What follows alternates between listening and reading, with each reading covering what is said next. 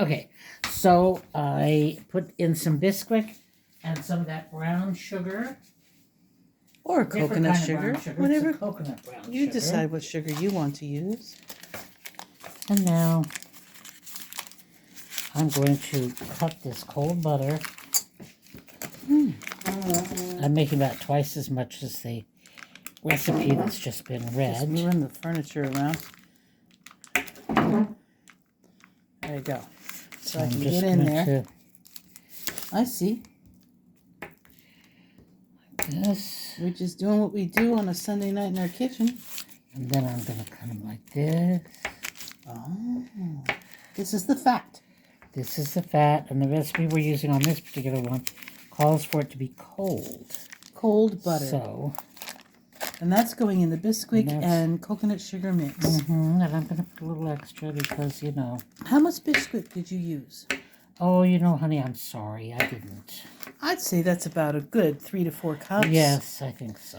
And probably a cup or more, maybe a cup and a half of that coconut sugar right there, or any sugar you want. I use turbinado. I love turbinado sugar, that light brown sugar for a crumble. And that was 2 teaspoons, but with 1 cup of Bisquick. 3 tablespoons. With 1 cup of Bisquick. Right. So you do And that's about 6, 3. So that's it. So 7. All right.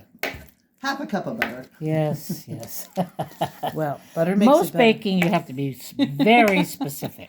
That's But true. some baking, like a crumble to go on top of apples, not so much. It's not going to raise, you know, so you're not going to have to make sure you've got the proper Amount of fat. amount of and acid to make the baking soda rise and all that kind of stuff. You don't really, Okay. not really going to have to do that I see.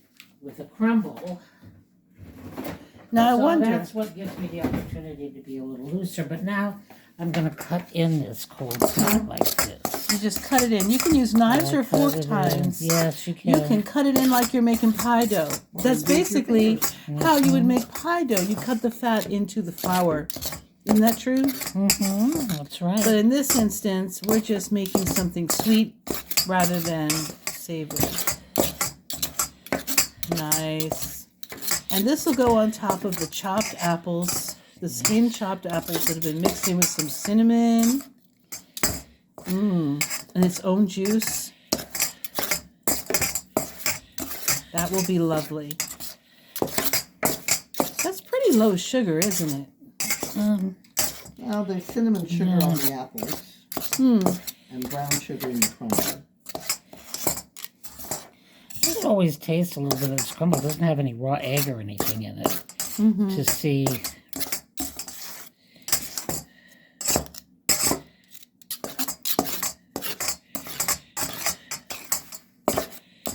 All right.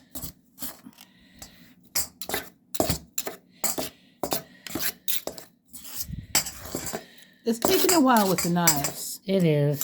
Do you want to use some fork tines? Oh, maybe just even my Or you can use your fingers too. And when that bakes up, that's going to caramelize. That's going to be so browned and golden brown and caramelized and sweet with just enough of that fat and salt in the butter to really make it taste so good and be a perfect topping for all those apples. There we go.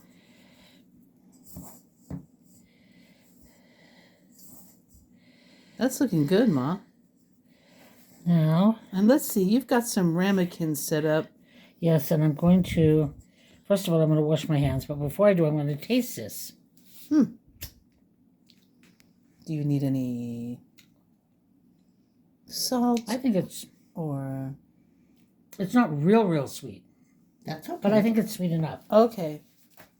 And sometimes a dash of salt will do something. Yes, you're right. A dash of salt would not help. It brings out flavor sometimes Oh, I in think your it's sweet lovely. cooking. You never know. But I got to say, cutting the fat into the Bisquick or the flour and the sugar is a good thing. You can use forks or knives or just your hands. But use cold butter when you do it. sugar's Make nice. sure Oh, that it's- fat is cold. Just a touch. That's enough. It was really All right, good. now cut that in a little bit. All right, we'll cut that in. And you know what else? The oven is preheated. That's always a good thing. It's at 350. Mm-hmm. Okay, now we want to Yeah. butter the ramekins a little bit. You can use soft butter or you can use a spray. Is that right? Yes. Okay. So now I'm going to Let's see what you're doing butter here. the ramekins just a little bit. Mm-hmm.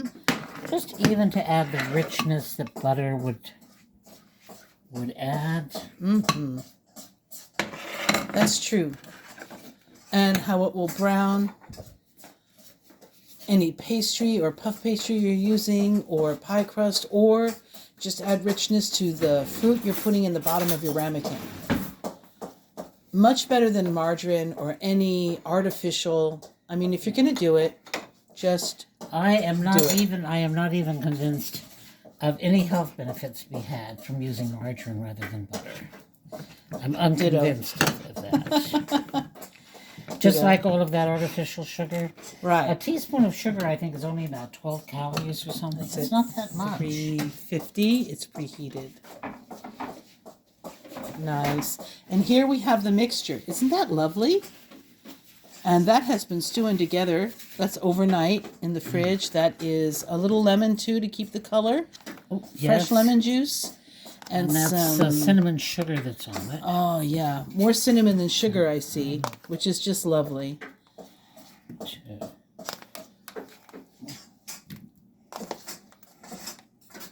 I'm trying to get an equal amount Nice. in here It's gonna be so lovely. of apples. You see all that beautiful juice.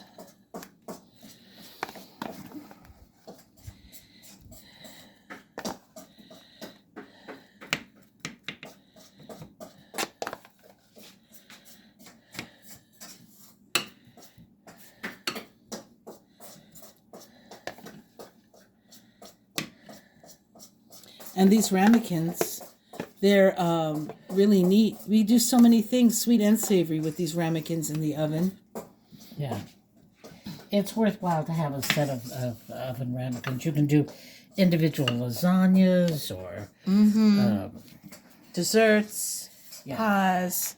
Gratin potatoes. Oh, yes, all gratin potato bakes, pasta. Pie. yeah. Oh, yeah. Hamburger or shepherd's pie with those mashed potatoes on top. And then you bake that. And now it's time for the crumble. Okay. I am waiting to see this magic. Nice.